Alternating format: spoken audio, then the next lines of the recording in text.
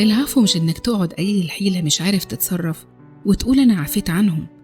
العفو هو إنك عارف كويس طريق أخد حقك، لكن تؤثر التسامح. حقك عارف تجيبه إزاي، وإنت اللي تسيبه بكامل إرادتك.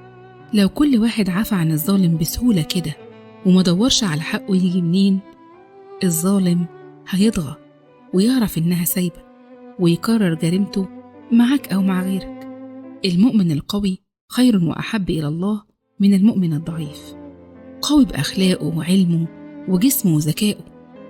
رب العزة يعلمك الشرط، فمن عفا وأصلح، يعني اللي ظلم يعرف إنك تقدر تدوس عليه وترد الظلم 1,000,000 مرة، لكن اللي منعك خوفك من ربنا وطمعك في كرمه. العدل دايما هو الأصل، أما العفو منزلة كبيرة وله شروط عشان استقامة الحياة وضمان ردع الظلم. اسعى بكل الطرق المشروعة إنك تاخد حقك، ولما تلاقي حقك قدام عينيك خد نفس عميق وقيس الموقف، وشوف قدرتك النفسية وراحة قلبك تقبل العفو ولا لأ. انت مش ضعيف، انت محترم وقلبك نظيف، ويا بخت من قدر وعفي.